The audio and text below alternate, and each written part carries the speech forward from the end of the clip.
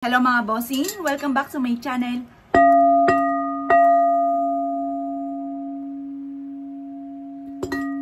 Problemado po ba kayo mga bossing ko sa pera? Ako pa mga bossing ko may share sa inyo.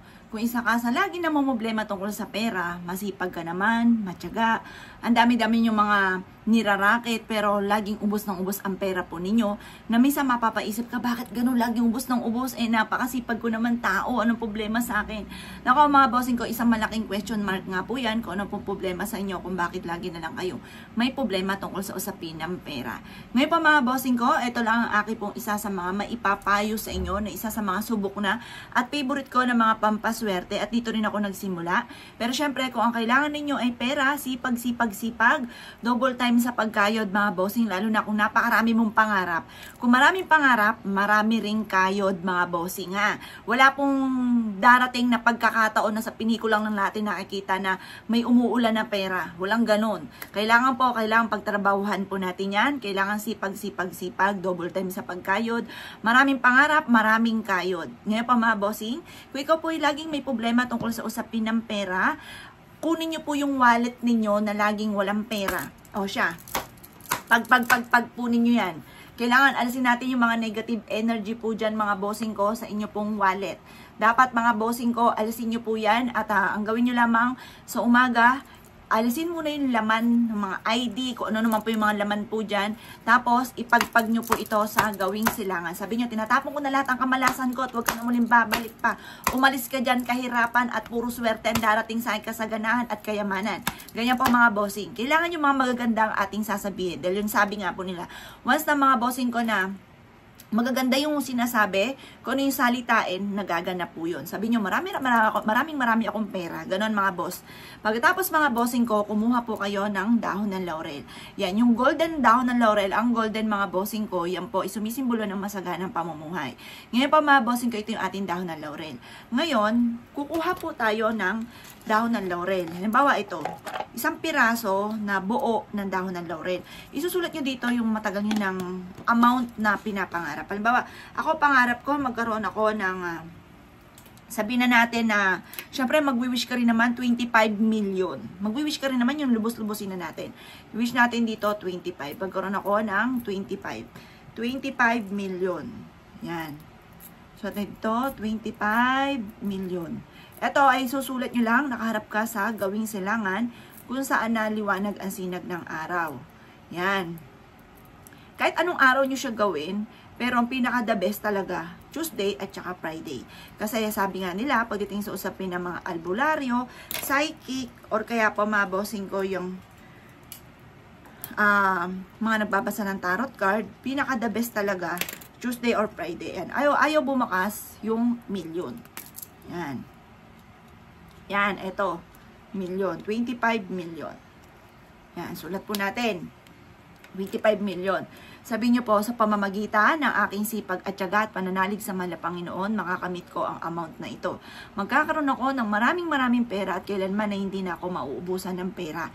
Ang gagawin niyo lamang, humarap kayo sa gawing silangan ng mga bandang alas 7 ng umaga at mag-wish ka ng lahat ng gusto po ninyo. Sabihin niyo po, sa pamamagitan ng aking sipag at tiyaga at pananalig sa mahal na Panginoon ay makakamit ko lahat ng aking mga pinapangarap. Magkakaroon ako ng 25 million agad-agad.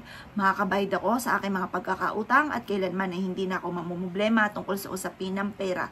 Makakamit ko ang lahat ng aking mga pinapangarap at kailanman ay hindi na ako maghihirap pa. Goodbye kahirapan, goodbye utang. Sabi niyo pong ganyan. At sabihin niyo na lahat ang gusto po ninyo. Kasi ang dahon ng laurel for only wishes po yan. Lahat ng gusto niyo i-wish, pwede niyo po siyang i-wish po dito. Halimbawa, magulo yung pamilya, away-away palagi, yung anak ninyo ay may mga bisyo, or kaya po yung mga anak po ninyo ay nagiging pasaway, napapabarkada, yung mga ganun mga bossing ko, napapariwara, tamad mag-aral, at nais nyo po na makamit niya lahat ng kanyang mga pinapangarap at malayo siya sa anumang kapamakan, i-wish nyo rin po dito. Halimbawa, yung inyong karelasyon, sabihin nyo po, matigil na yung kung ano man yung bisyo po niya, pambababae, or kaya kung ano man bisyo po yan, pagyoyosi, pag-inom, yung mga ganun, or kung ano man po yan, i-wish nyo po dito. Kasi for only wishes din po ito. Kasi mag-wish din naman natin, tayo mga bossing ko, lubos-lubusin na natin, hindi lang sa pera, hindi lang tungkol sa pera, pera. Mainam po mga bossing ko, mag-wish na rin po kayo mga bossing ko na mula sa inyong pong puso sa pamamagitan nito mga bossing. Ngayon pa mga bossing ko, sabihin nyo na lahat ang gusto po ninyo. Tapos pagtapos nyo pong sabihin po ang lahat ng gusto po ninyo, kayo po mga bossing sabihin nyo, kiniklaim ko na lahat ang swerte, lahat ng aking mga wini-wish ay kagad ko makakamtan, I claim it, ganun po mga bossing. Sabihin nyo po ang lahat ng gusto po ninyo, naniniwala ka na makakamit nyo lahat ng mga pinapangarap ninyo dahil once na ikaw mismo ang kumontra, huwag ka nang gagawa. Kasi minsan may mga pagkakataon na gumagawa ka pero sa isipan nyo baka hindi to tumalab, huwag nyo nang gawin. Kailangan po kasi sa isipan ninyo, puso po ninyo, mangyayari kung ano man ang wini-wish po ninyo, makakamtan nyo po yan. At pagkatapos po niyan mga bossing, ito yung ating dahon ng laurel, ilalagay nyo po dito mga bossing ko sa loob ng inyo pong wallet. Kailangan yung wallet po ninyo laging malinis, alisin nyo kung ano yung mga kalat po dyan. Kasi pag magulo po yan mga bossing, sumisimbolo rin po yan ng kawalan ng pera, kahirapan, laging yun nga po lubog sa pagkakautang, ayun po mga bossing. Kaya kailangan malinis lagi yung wallet po ninyo, ganun din yung inyo pong bag. Huwag halo-halo. Kasi kung sa halo-halo rin mga bossing, magulo rin ang buhay po ninyo mga bossing ko, pahirapan para kumita ng pera, maganit ang swerte. Kaya kailangan pagaanin po natin ang daloy ng swerte mga bossing ko sa pamamagitan ng ganito at sipag at tiyaga mga bossing. Kayo mismo ay makakapansin sa magaan na daloy ng swerte matapos nyo po itong gawin. Kung hindi ka naniniwala at ikaw ay maraming utang, marami kang problema, lalo na sa pera, lagi na lang walang pera ang wallet po ninyo, subukan nyo na po ito mga bossing. Pero kung gusto nyo mas lumebel up pa mga bossing ang inyo pong swerte, gaya sabi ko sa inyo, marami kang pangarap, marami rin dapat na kayod. Para may patunguhan ng ating pong pagiging masipag, kailangan natin ng pang-attract ng swerte, lalo na sa pera. Kaya kung ikaw ay isa sa mga mahilig sa mga pampaswerte, huwag ka na magpatumpik-tumpik pa, gawin nyo po ito, at kayo mismo ay maa-amaze sa dami ng mga blessing na darating.